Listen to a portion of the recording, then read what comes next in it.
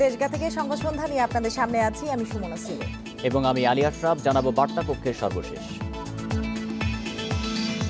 ভাষা শহীদদের শ্রদ্ধা জানাতে প্রস্তুত শহীদ মিনার। ২১-এর পথ ধরেই দেশের স্বাধীনতা সহ সব বড় অর্জন বললেন প্রধানমন্ত্রী।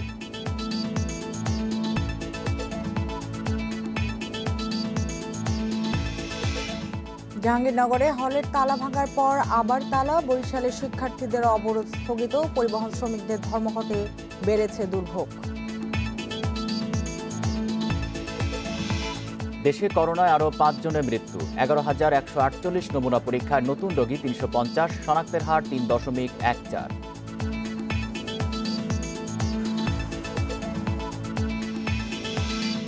চলে গেলেন বরেণ্য অভিনেতা এটিএম শামসুজ্জামান। ২ দফা জানাজা শেষে জুরাইন কবরস্থানে চিরনিদ্রায় শায়িত।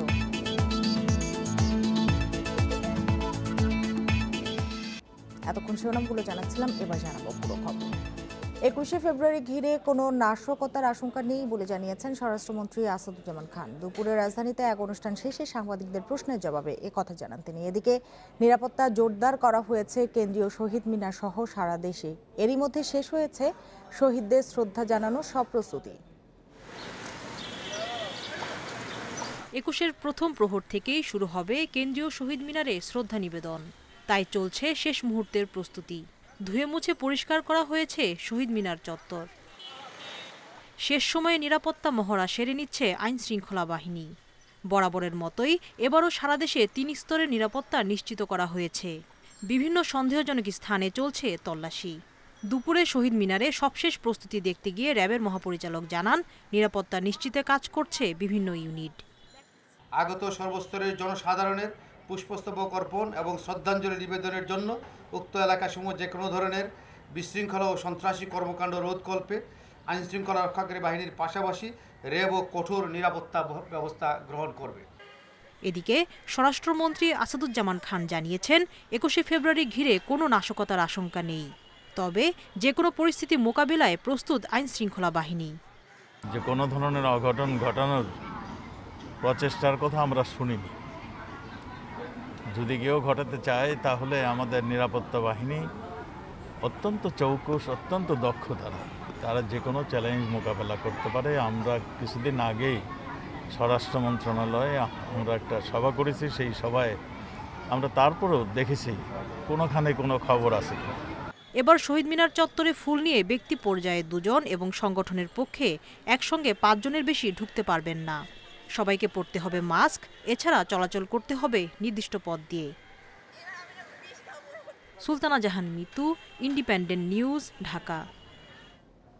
এ নিয়ে আরও জানাতে কেন্দ্রীয় শহীদ মিনার এলাকা থেকে যোগ দিয়েছেন সহকর্মী আলামিন হোসেন। আলামিন হোসেন, ভাষা শহীদদের শ্রদ্ধা জানাতে শহীদ মিনারের সব প্রস্তুতি এরই মধ্যে শেষ হয়েছে আমরা জানি। এই মুহূর্তে সেখানে কি চলছে সে সম্পর্কে আমাদের বলবেন। মূল বেদি আসলে যেটিতে পুষ্পস্তবক অর্পণ করা হয়, সেই মূল বেদি এখনো কিন্তু এখানকার যারা পরিচ্ছন্নতা কর্মী আপনি নিশ্চয়ই দেখতে পাচ্ছেন যে আর মাত্র 5 ঘন্টা পরে, অর্থাৎ রাষ্ট্রীয় আচার অনুযায়ী 12টা 1 মিনিটে প্রথমে রাষ্ট্রপতির পক্ষে, যেহেতু করোনা মহামারী চলছে, তার প্রটোকল অফিসার এবং প্রধানমন্ত্রীর সামরিক সচিব পুষ্পস্তবক অর্পণের মধ্য দিয়ে বায়ান্নর ভাষা শহীদদের শ্রদ্ধা জানাবেন। এরপরে কিন্তু বিভিন্ন শ্রেণী পেশার মানুষ কাছে আসলে শহীদ মিনারের যে মূল বেদি, সেই বেদি আসলে খুলে দেওয়া হবে। যদিও এবছর আমরা দেখেছি এখানে প্রত্যেক যে স্বাস্থ্যবিধি মেনে, যেহেতু প্যান্ডামিক চলছে, করোনা মহামারী চলছে, সেক্ষেত্রে প্রত্যেককে 3 ফিট দূরত্ব রেখে যাতে প্রবেশ করতে পারে সেরকম একটি মার্ক উপস্থিত এখানে দেখেছি। ফায়ার সার্ভিসের পক্ষ থেকে তাদেরকে টিম কাজ করছে। পাশাপাশি এলাকার যান চলাচল কিন্তু সম্পূর্ণভাবে নিয়ন্ত্রিত, অর্থাৎ বন্ধ করে দেওয়া হয়েছে। শুধুমাত্র মিডিয়া কর্মী যারা রয়েছেন বা গণমাধ্যমের যে সমস্ত যানবাহন রয়েছে, এর বাইরে আইনশৃঙ্খলা রক্ষাকারী বাহিনীর যে গাড়িগুলো রয়েছে সেগুলো সেটা প্রবেশ করতে পারবে, তা হচ্ছে পলাশির মোড় হয়ে অন্য জায়গাগুলো থেকে।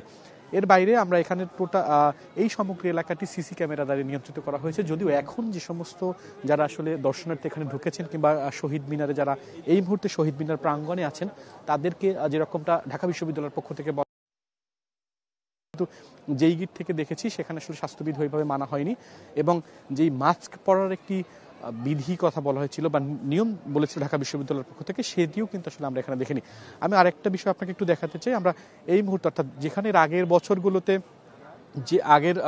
বছরগুলোতে যেখানে ঘোষণা মঞ্চ ছিল, সেটিও কিন্তু ঢাকা মেডিকেলের ছাদে নিয়ে যাওয়া হচ্ছে, অর্থাৎ সেখান থেকে ঘোষণা করা হবে। পুরোপুরি স্বাস্থ্যবিধি মেনে এখানকার যারা রয়েছেন তারা আসলে এটি পালন করার জন্য বা শহীদদের প্রতি শ্রদ্ধা জানানোর যে বিষয়গুলো রয়েছে সেটি পালন করার জন্য বিনীতভাবে অনুরোধ করেছেন। কেন্দ্রীয় শহীদ মিনারের প্রস্তুতি নিয়ে জানাচ্ছিলেন সহকর্মী আলামিন হোসেন। নানা সীমাবদ্ধতায় উচ্চ আদালতে বাংলা ভাষায় রায় লেখা এখনও পুরোদমে চালু হয়নি। মৌলিক আইন ইংরেজিতে হওয়ায় এবং কিছু শব্দের উপযুক্ত বাংলা পরিভাষা না থাকা সহ নানা কারণে বিচারপতিরা বাংলায় রায় লিখতে অনীহা দেখান বলছেন সংশ্লিষ্টরা। তবে সমস্যা নিরসনে আইন কমিশন তৈরি করেছে 10,000 বাংলা শব্দের আইন শব্দকোষ। দেশের সব বিচারিক আদালতে বিচার কার্যক্রম বাংলায় চলে, কিন্তু আইনের সব নথি ও মৌলিক আইন ইংরেজিতে হওয়ায় উচ্চ আদালতের বেশিরভাগ কার্যক্রম চলে ইংরেজিতে। অল্প কয়েকজন বিচারপতি বাংলায় রায় দিচ্ছেন। তবে এসব সমস্যা দূর করতে উদ্যোগ নিয়েছে আইন কমিশন। বাংলা শব্দের যথাযথ ব্যবহার নিশ্চিতে তৈরি হয়েছে আইন শব্দকোষ। এছাড়াও ইংরেজি থেকে বাংলায় অনুবাদের জন্য আমার ভাষা নামে একটি সফটওয়্যার উদ্বোধন করেছে সুপ্রিম কোর্ট। আমাদের হীনমন্যতাই হচ্ছে সব থেকে বড় দায়ী। সেইটা আমরা ওভারকাম করতে পারলে ওটা কোনো ব্যাপারই না। ওই কথাটা মাথায় রেখে আমাদের আইন শব্দকোষটা আমরা সেইভাবে তৈরি করেছি, যাতে আমাদের বিচার অঙ্গনে যে সমস্ত ভাষা, যে সমস্ত শব্দগুলো বহুল ব্যবহৃত, সেই সমস্ত শব্দগুলো কিন্তু আমাদের মোটামুটি আমরা কভার করে রেখেছি। অনেকগুলো আইনি তত্ত্ব রয়েছে, যেগুলো ম্যাক্সিম বলি আমরা, সেগুলো সবই ইংরেজি বা রোমান ভাষায়। আইনগুলোকে প্রথমে বাংলায় তর্জমা করতে হবে এবং সেই বাংলা তর্জমাটার ভার হবে কিন্তু একটি রাষ্ট্রীয় কোনো কর্তৃপক্ষের। রাষ্ট্রের সর্বস্তরে বাংলা ভাষার প্রচলনে 1987 সালের 8 মার্চ আইন প্রণয়ন করে সরকার। আইনজীবীরা বলছেন, ইংরেজিতে রায় দিলে তা বুঝতে সাধারণ বিচারপ্রার্থীদের ভোগান্তি পোহাতে হয়। বিচারপতি না, আইনজীবীদের অনীহা আছে। আমাদেরকে যদি হঠাৎ করে এখন বলেন যে বাংলায় পিটিশন লেখার জন্য, সেটা কিন্তু আমাদের পক্ষে সম্ভব হয় না। কেন, আমরা তো দীর্ঘদিন 30 বছরের প্র্যাকটিস করে একটা পর্যায়ে একটা সক্ষমতা অর্জন করেছি। এখন ওটিও আবার বাংলায় অর্জন করা যাবে, সেটার জন্য একটু সময় লাগবে। 1971 সালের 15 ফেব্রুয়ারি জাতির জনক বঙ্গবন্ধু শেখ মুজিবুর রহমান বাংলা একাডেমির এক বক্তৃতায় বলেছিলেন, ক্ষমতায় আসার পরই সর্বস্তরে বাংলা ভাষা ব্যবহার চালু করা হবে। এর ধারাবাহিকতায় বঙ্গবন্ধু সরকার সংবিধানে প্রজাতন্ত্রের ভাষা হিসেবে বাংলা ব্যবহার বাধ্যতামূলক করে। জান্নাতুল ফেরদাউস তানভি, ইন্ডিপেন্ডেন্ট নিউজ, ঢাকা। প্রধানমন্ত্রী শেখ হাসিনা বলেছেন, বাঙালির মুক্তি সংগ্রামের ইতিহাসে 21 অত্যন্ত গুরুত্বপূর্ণ। 21-এর পথ ধরেই এসেছে 71-এর স্বাধীনতা থেকে শুরু করে দেশের সব বড় অর্জন। সকালে 21-এ পদক প্রদান অনুষ্ঠানে গণভবন থেকে ভিডিও কনফারেন্সে যোগ দিয়ে তিনি কথা বলেন। প্রধানমন্ত্রী আরও বলেন, ভাষা আন্দোলন, মুক্তিযুদ্ধ সহ জাতির সব বড় অর্জনে আওয়ামী লীগের অবদান সবচেয়ে বেশি। দেশের জাতীয় এবং দ্বিতীয় সর্বোচ্চ বেসামরিক পুরস্কার 21শে পদক। ভাষা আন্দোলন, মুক্তিযুদ্ধ, সমাজসেবা, শিক্ষা, শিল্পকলা সহ নানা ক্ষেত্রে গুরুত্বপূর্ণ অবদানের জন্য 1976 সাল থেকে দেয়া হচ্ছে এই পদক। প্রতি বছরের মতো এবারও রাজধানীর ওসমানী স্মৃতি মিলনায়তনে বিশিষ্ট নাগরিকদের হাতে তুলে দেওয়া হয় 21শে পদক। গণভবন থেকে ভিডিও কনফারেন্সের মাধ্যমে অনুষ্ঠানে যোগ দেন প্রধানমন্ত্রী শেখ হাসিনা। তিনি বলেন, ভাষার জন্য রক্ত দিয়েছে একমাত্র বাঙালি। 1956 সালে সরকার গঠন করে বাংলাকে রাষ্ট্রভাষার মর্যাদা দেয় আওয়ামী লীগ। 56 সালে আওয়ামী লীগ সরকার গঠন করে। আওয়ামী লীগ সরকারই প্রথম এই শাসনতন্ত্র রচনায় এবং রচনা করে সেখানে বাংলাকে রাষ্ট্রভাষার মর্যাদা দেয়। উর্দু দেওয়া হয়েছিল পাকিস্তানিদের জন্য, আর বাংলা আমাদের জন্য। বাংলাকে যেমন রাষ্ট্রভাষা মর্যাদাও দেওয়া হয়, সেই সাথে 21শে ফেব্রুয়ারি শহীদ দিবস ঘোষণা করা হয়। শহীদ মিনার তৈরি করবার জন্য একটা প্রকল্প গ্রহণ করা হয়, বাজেটে অর্থ দেওয়া হয়। প্রধানমন্ত্রী বলেন, বঙ্গবন্ধু হত্যার 21 বছর পর আওয়ামী লীগ ক্ষমতায় আসার পর সর্বাত্মক প্রচেষ্টায় 21 ফেব্রুয়ারি আন্তর্জাতিক মাতৃভাষা দিবসের স্বীকৃতি পায়। 21শে ফেব্রুয়ারিকে আন্তর্জাতিক মাতৃভাষা দিবস হিসেবে প্রতিষ্ঠার জন্য জাতিসংঘে আমরা প্রস্তাব পেশ করলাম এবং এই প্রস্তাবটা পেশ করার সাথে সাথে ইউনেস্কো যেহেতু এটা দায়িত্বে, আমরা আমাদের কাজ শুরু করলাম এবং 99 সালের 17 নভেম্বর ইউনেস্কো 21শে ফেব্রুয়ারিকে আন্তর্জাতিক মাতৃভাষা দিবস হিসেবে স্বীকৃতি প্রদান করে এবং কারো কাছে হাত পেতে নয়, নিজের পায়ে দাঁড়িয়ে আত্মমর্যাদার সঙ্গে এগিয়ে যাবে বাংলাদেশ, এই প্রত্যয় জানান প্রধানমন্ত্রী। পরে করোনা সতর্কতা নিয়ে তিনি বলেন, টিকা নিলেও ভাইরাস থেকে সুরক্ষায় সবাইকে স্বাস্থ্যবিধি মেনে চলতে হবে। এই বাংলাদেশ বিশ্বে মাথা উঁচু করে চলবে, সম্মানের সাথে চলবে। নূরে জান্নাত, ইন্ডিপেন্ডেন্ট নিউজ। আবাসিক হল খুলে দেওয়ার দাবিতে দিনভর উত্তাল ছিল জাহাঙ্গীরনগর বিশ্ববিদ্যালয়। আন্দোলনরত শিক্ষার্থীরা বিভিন্ন হলের তালা ভাঙার পর আবারও ঝুলিয়ে দেয় বিশ্ববিদ্যালয় প্রশাসন। সরকারি সিদ্ধান্ত ছাড়া হল খুলে দেওয়ার কোনো সুযোগ নেই বলেও জানায় বিশ্ববিদ্যালয় কর্তৃপক্ষ। এসব বিষয় নিয়ে জরুরি বৈঠকে বসেছে বিশ্ববিদ্যালয় সিন্ডিকেট।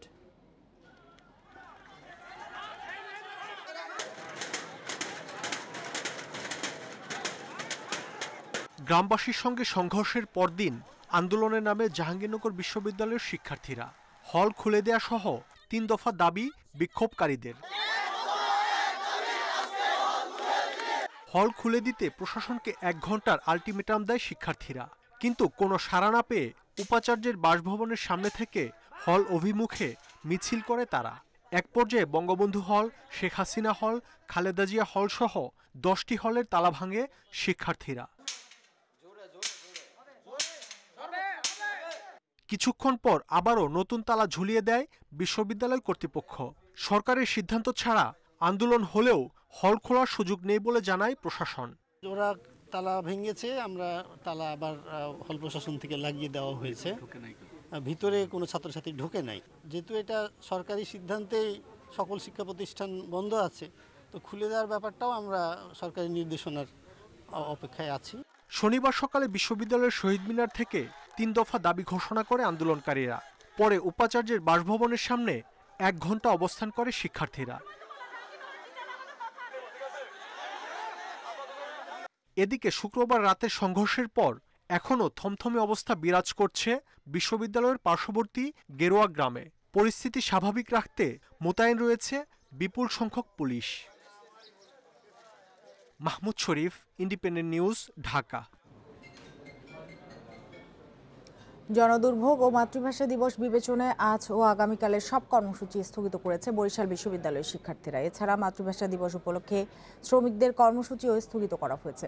বিকেলে আন্দোলনরত শিক্ষার্থীদের পক্ষ থেকে এ সিদ্ধান্ত জানানো হয়। এর আগে চতুর্থ দিনের মতো সকাল থেকে মহাসড়ক অবরোধ করে বরিশাল, ভোলা, পটুয়াখালী, কুয়াকাটা, বরগুনা রুটে যান চলাচল বন্ধ করে দেয় তারা। এ সময় শিক্ষার্থীরা রাস্তায় টায়ার পুড়িয়ে বিক্ষোভ করে। শিক্ষার্থীদের উপর চিহ্নিত হামলাকারীদের গ্রেপ্তার, তাদের নামে হত্যা চেষ্টা মামলা নেওয়া সহ ৩ দফা দাবি জানায় তারা। এদিকে গতরাতে পুলিশ বরিশাল বিশ্ববিদ্যালয় সংক্রান্ত মামলায় 2 পরিবহন শ্রমিককে গ্রেপ্তার করে। এ ঘটনার প্রতিবাদে বরিশাল, পটুয়াখালী বাস মিনিবাস মালিক সমিতি ও শ্রমিক ইউনিয়ন ৮ জেলার 17 রুটে পরিবহন ধর্মঘট শুরু করে। এ সময় সড়ক অবরোধ করে বিক্ষোভ করে তারা। আন্তর্জাতিক মাতৃভাষা দিবস উপলক্ষে আগামীকালের কর্মসূচি তারা স্থগিতের ঘোষণা দিয়েছে।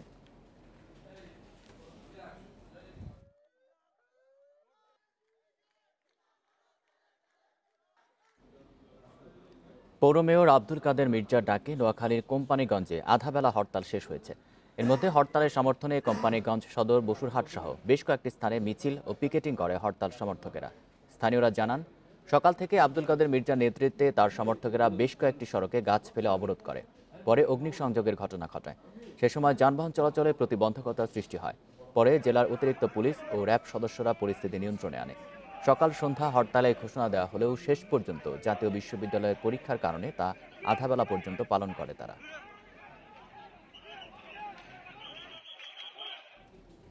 দেশে করোনায় আরও 5 জনের মৃত্যু হয়েছে। এর মধ্যে পুরুষ 3 এবং নারী 2 জন। এ নিয়ে মোট প্রাণহানি হলো 8,342 জনের। 214টি ল্যাবে 24 ঘন্টায় 11,148 নমুনা পরীক্ষায় করোনা শনাক্ত হয়েছে 350 জনের। পরীক্ষা বিবেচনায় শনাক্তের হার 3.14%। শনিবার স্বাস্থ্য অধিদপ্তরের বিজ্ঞপ্তিতে জানানো হয়, দেশে মোট করোনা আক্রান্তের সংখ্যা দাঁড়ালো 5,43,024 জনে। 424 জন সুস্থ সহ মোট সুস্থ হয়েছেন 4,90,892 জন।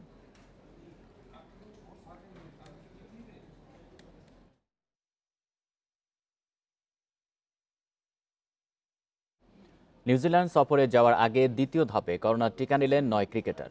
গত বৃহস্পতিবার থেকে শুরু হয়েছে ক্রিকেটারদের করোনার ভ্যাকসিন নেওয়ার কর্মসূচি। শনিবার ভ্যাকসিন নিয়েছেন রুবেল হোসেন, মোস্তাফিজুর রহমান, মোহাম্মদ সাইফুদ্দিন, শরীফুল ইসলাম, আলামিন সহ মোট 9 ক্রিকেটার। 20 জনের দলে 15 জন টিকা নিয়ে ফিরলেও এখনও নেননি মুশফিক, রিয়াদ সহ 5 জন। তবে বিসিবি করোনা টিকা বাধ্যতামূলক করেনি। আগামী 23 ফেব্রুয়ারি নিউজিল্যান্ডের উদ্দেশ্যে দেশ ছাড়বে বাংলাদেশ দল। সফরে 3টি করে ওয়ানডে ও টি-20 ম্যাচ খেলবে বাংলাদেশ।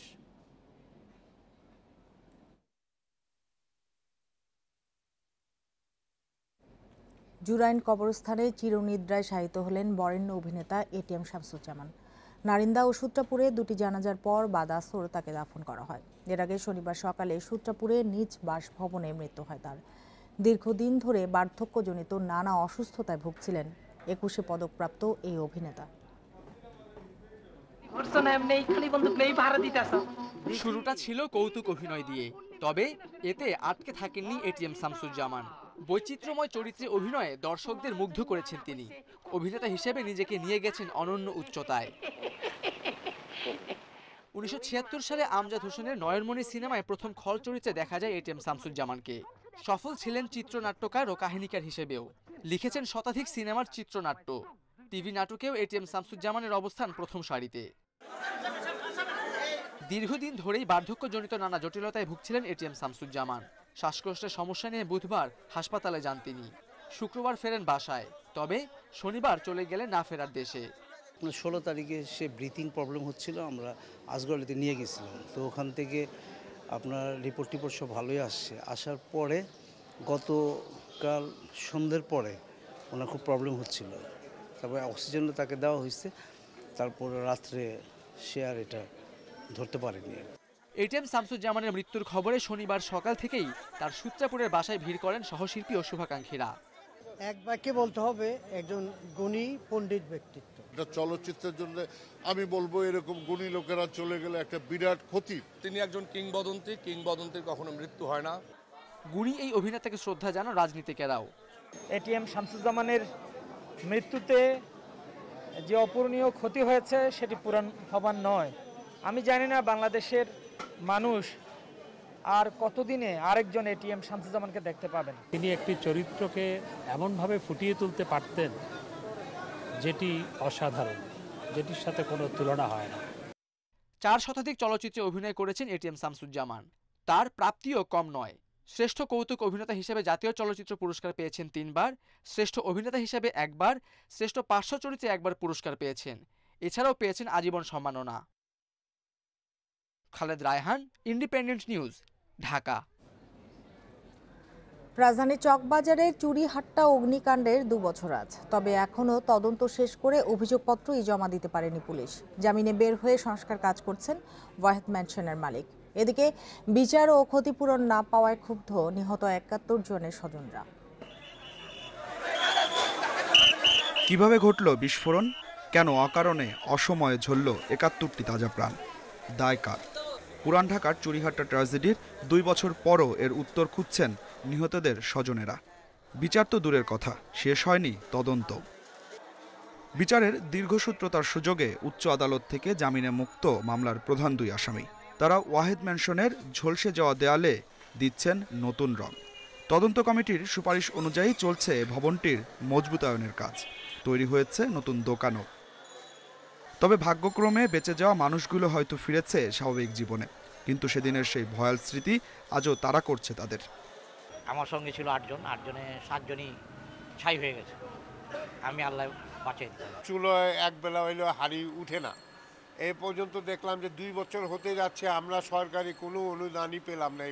পুলিশ বলছে অনেক আলামত পুড়ে যাওয়ায় তদন্ত কাজ এখনও শেষ হয়নি, তবে আশ্বাস অভিযোগপত্র জমা হবে শিগগিরই।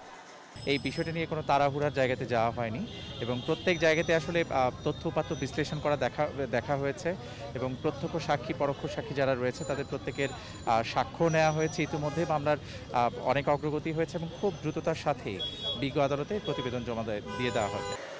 সিটি কর্পোরেশন বলছে ওয়াহেদ ম্যানশন মজবুতায়নের অনুমতি দেওয়া হয়েছে। বসবাসের অনুমতি দিতে গঠন হয়েছে একটি কমিটি। কমিটি বলছে না, একা বুয়েটের এক্সপার্ট দেখলে হবে না, আমরা সহ থাকবো। সেখানে আমাদের সিটি কর্পোরেশনের প্রধান প্রকৌশলী, বুয়েটের এক্সপার্ট এবং বাইরের একজন কনসালটেন্ট, তারা সবাই মিলে, যাকে নিয়োগ দেওয়া আছে কনসালটেন্ট, তারা সবাই মিলে ভবনটা আবার দেখবেন। দেখে বলবে ভবনে সেটা চূড়ান্ত বসবাসের উপযোগী হবে কি হবে না। চুরিহাট্টা ট্র্যাজেডির পর অগ্নিকাণ্ড রোধে নানা পদক্ষেপ নেওয়া হলেও তা বাস্তবায়ন হয়নি। ঢাকাতে গত 2 বছরে 7,000-এর বেশি আগুনের ঘটনায় তার প্রমাণ। Adilur Rahman, independent news, Dhaka. নানা কৌশলে রাজধানীর বিভিন্ন এলাকায় ডাকাতি করে আসছিল সশস্ত্র একটি ডাকাত দল, যাদের মূল লক্ষ্য স্বর্ণালংকার। অস্ত্রের মুখে বাসার সবার হাত মুখ বেঁধে আধ ঘন্টার মধ্যেই ডাকাতি করে পালিয়ে যেত দলটি। সম্প্রতি 2টি বাসা থেকে 139 ভরি স্বর্ণ লুটের পর 5 জনকে গ্রেপ্তার করে এসব জানিয়েছে গোয়েন্দা পুলিশ। সাম্প্রতিক আরও 5-6টি ডাকাতিতে এই চক্র জড়িত বলে ধারণা পুলিশের। গেল বছরের 8 ডিসেম্বর ভোরে রাজধানীর হাতিরঝিলের হাজিপাড়ার এই বাসায় গ্রিল কেটে ঢোকে একদল ডাকাত। বাসার সবার হাত মুখ পা বেঁধে নিয়ে যায় 59 ভরি স্বর্ণ, দেশি বিদেশি 3 লাখ টাকা এবং সেই বাসায় থাকা লাইসেন্স করা একটি অস্ত্র ও গুলি। একই কায়দায় 20 অক্টোবর মগবাজারের বিশাল সেন্টারের পেছনের বাসা থেকে লুট হয় 80 ভরি স্বর্ণালংকার। তারা দোতলায় ঢুকে প্রবেশ করে, গ্রিল কেটে ঢুকে আমাদেরকে চাপাতির মুখে জিম্মি করে স্বর্ণালংকার, নগদ টাকা এগুলো নিয়ে যায়। এ নিয়ে তদন্তে নামলে গোয়েন্দাদের হাতে আসে একটি সিসিটিভি ক্যামেরার ফুটেজ, যেটিতে একজনের সন্দেহভাজন গতিবিধি লক্ষ্য করা যায়। সে সময় আশপাশে সক্রিয় 10,000 মোবাইল নম্বরের কল লিস্ট সংগ্রহ করে 40টি সন্দেহজনক নম্বর বের করা হয়। এর মাধ্যমে একজনকে শনাক্ত করা হয়। হাতিরঝিলে অভিযান চালিয়ে গ্রেপ্তার করা হয় শনাক্ত করা সেই ব্যক্তিকে। তিনি চক্রের প্রধান মোর্শেদ হোসেন ওরফে হাড্ডি মোর্শেদ। তার দেয়া তথ্যে বিভিন্ন জায়গায় অভিযানে গ্রেপ্তার হয় আরও 4 জন। উদ্ধার হয় লুট হওয়া স্বর্ণ বিক্রির 18 লাখ টাকা, অস্ত্র ও গুলি। ঘটনাগুলি দায় দায়িত্ব প্রাথমিকভাবে স্বীকার করেছে এবং তাদের কাছ থেকে স্বর্ণ বিক্রির টাকা এবং অন্যান্য টাকা বাবদ টোটালি 18 লক্ষ টাকা এখানে আমরা এখন পর্যন্ত উদ্ধার করছি। রিমান্ডে আনার পর হয়তো আমরা আরও পাবো। গোয়েন্দারা বলছেন, ডাকাতির সময় সংঘবদ্ধ এই দলের সদস্যরা একজন ছাড়া কেউই ফোন ব্যবহার করে না, নেয় না কোনো গাড়িও, এড়িয়ে চলে সিসিটিভি ক্যামেরা। কাজ শেষে ফেলে দেয় মোবাইলে ব্যবহৃত সিম। ঘটনা ঘটিয়ে পার পাবে না, এটাই আমার দিক থেকে মেসেজ অপরাধীদের। সে যেই হোক, আমরা আছি, আমরা কাজ করে যাব। পুলিশ বলছে চক্রটি হাতিরঝিল, তেজগাঁও শিল্পাঞ্চল, শেরেবাংলা নগর ও মোহাম্মদপুর এলাকায় নিয়মিত ডাকাতি করে। চক্রের প্রধান হাড্ডি মোর্শেদের নামে আছে 13টি মামলা, বাকিরাও একাধিক মামলার আসামি। Masudur Rahman, independent news, Dhaka. টাকা চুরি করতেই দারুস সালামে আবাসন প্রতিষ্ঠানের কর্মী আক্তার হোসেনকে হত্যা করা হয়েছে, এমন তথ্য জানিয়েছে ডিএমপির গোয়েন্দা বিভাগ। শুক্রবার রাতে রাজধানীর বিভিন্ন জায়গা থেকে 3 জনকে গ্রেপ্তারের পর জানানো হয় এ তথ্য। শনিবার সকালে রাজধানীর মিন্টো রোডে ডিবির কার্যালয়ে সংবাদ সম্মেলনে জানানো হয়, গ্রেপ্তার বাকের খান, আব্দুর রব ও আব্দুল হাশেম আক্তারের পূর্ব পরিচিত। 1 মাস আগে বাকের আক্তারের রুম থেকে 20,000 টাকা চুরি করে। এতেই তার ধারণা হয় আক্তারের বাসায় অনেক টাকা থাকতে পারে। এ থেকে রব ও হাশেমকে নিয়ে চুরির পরিকল্পনা করে বাকের। পরিকল্পনা অনুযায়ী 17 ফেব্রুয়ারি ভোরে গ্রিল কেটে বাসায় ঢুকে আক্তারের হাত পা মুখ বেঁধে ফেলে। এ সময় ঘরে থাকা 20,000 টাকা চুরি করে তারা। পরে হত্যা করা হয় আক্তারকে।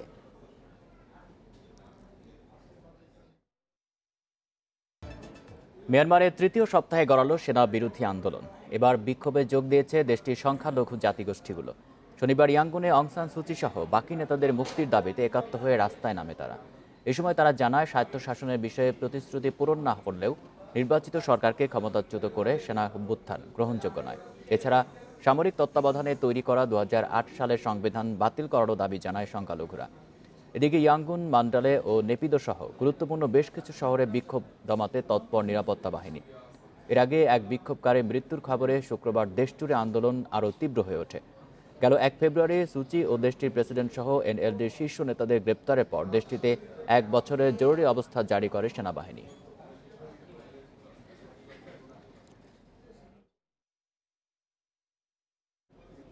চূড়ান্ত হয়েছে বাংলাদেশ ক্রিকেট দলের শ্রীলঙ্কা সফরের 2 টেস্ট। খেলা হবে একই ভেন্যুতে, কিন্তু সেই ভেন্যু কোনটি সেটি এখনও চূড়ান্ত হয়নি, জানিয়েছেন বিসিবির প্রধান নির্বাহী। একইভাবে টেস্টের সুনির্দিষ্ট তারিখও কয়েকদিনের মধ্যেই ঠিক হবে। এপ্রিলের 2য় সপ্তাহে শ্রীলঙ্কার উদ্দেশ্যে ঢাকা ছাড়বে টাইগাররা। নিউজিল্যান্ড সফরের জন্য দল ঘোষণার পরদিনই এলো শ্রীলঙ্কার বিপক্ষে 2 ম্যাচ টেস্ট সিরিজ খেলার ঘোষণা। টেস্ট চ্যাম্পিয়নশিপের অংশ হিসেবে এই সিরিজ কয়েক দফা পিছিয়ে শেষ পর্যন্ত হবে এপ্রিলে। 2টি টেস্টই হবে একই ভেন্যুতে, তবে কোথায় হবে সেটা এখনো চূড়ান্ত হয়নি। এপ্রিলের মাঝামাঝি সময়ে লঙ্কার বিমান ধরবে টাইগাররা। এখন পর্যন্ত 2টা টেস্ট ম্যাচ বা টেস্ট কম্পিটিশনের যে খেলা সেটা চূড়ান্ত হয়েছে এবং 2টা টেস্ট ম্যাচ একটা ভেন্যুতেই হবে এবং আমরা আশা করছি এপ্রিলের 12 থেকে 15 তারিখের মধ্যে যে কোনো একটা সময় বাংলাদেশ দল শ্রীলঙ্কা সফর করবে। শ্রীলঙ্কায় সবশেষ সিরিজ খেলেছে ইংল্যান্ড। সেই সিরিজের বিধিনিষেধ ও সুযোগ সুবিধা বাংলাদেশকেও দেওয়ার আশ্বাস লঙ্কান বোর্ডের, জানিয়েছেন বিসিবির প্রধান নির্বাহী। শ্রীলঙ্কার কোভিড সিচুয়েশনটা আগের চেয়ে বেশ কিছু ডেভেলপ করেছে এবং ইতিমধ্যে ইংল্যান্ড জাতীয় ক্রিকেট দল শ্রীলঙ্কা সফর করে গেছে। আমাদেরকে যেটা বলা হয়েছে যে তাদেরকে যে ধরনের রেগুলেশনস বা যে ধরনের গাইডলাইন কমপ্লাই করতে হয়েছে আমাদের দলকেও সেরকমই করতে হবে। ক্রিকেটাররা এখন নিউজিল্যান্ড সফরের পরিকল্পনা সাজাতে ব্যস্ত। কন্ডিশন বিবেচনায় কিউইদের মাঠে বরাবরই চ্যালেঞ্জের মুখে পড়তে হয় তামিম মুশফিকদের। এই সফরে ভালো করলে এপ্রিলে লঙ্কার মাটিতে আত্মবিশ্বাস বাড়বে। এখন পর্যন্ত তো মানসিক প্রস্তুতি নেওয়া, যে ওখানে কেমন উইকেট হবে বা কী টাইপের চ্যালেঞ্জ ফেস করতে হতে পারে। আর তাছাড়া এবারে ট্যুরে একটা অ্যাডভান্টেজ আছে, সেটা হচ্ছে আমরা অনেক দিন আগে যাচ্ছি কোয়ারেন্টাইনের জন্য এবং প্র্যাকটিসের অনেক দিন সুযোগ পাচ্ছি। আইপিএলে খেলার জন্য সাকিবের অনুমতির পাশাপাশি ছুটিও দিচ্ছে বিসিবি। মুস্তাফিজের বিষয়টি এখনো সেভাবে আলোচিত নয়, তবে এনওসি তিনি পাবেন, সঙ্গে চাইলে মিলতে পারে ছুটিও। যদি অ্যাপ্লাই করে তখন বিষয়টাকে বিবেচনা করা হবে। Kamrul Hasnat, independent news, Dhaka. শেষ করব সংবাদ সন্ধ্যা। তার আগে শিরোনামগুলো জানিয়ে দেব আরও একবার। ভাষা শহীদদের শ্রদ্ধা জানাতে প্রস্তুত শহীদ মিনার। ২১-এর পথ ধরেই দেশের স্বাধীনতা সহ সব বড় অর্জন, বললেন প্রধানমন্ত্রী।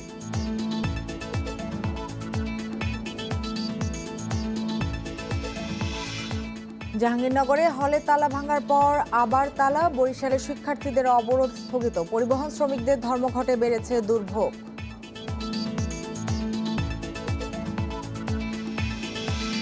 দেশে করোনায় আরও ৫ জনের মৃত্যু। ১১,১৪৮ নমুনা পরীক্ষায় নতুন রোগী ৩৫০, শনাক্তের হার ৩.১৪।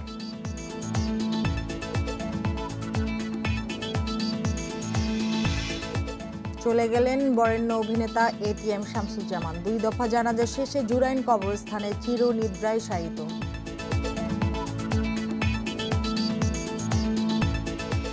এই ছিল আজকের সংবাদ সন্ধ্যায়।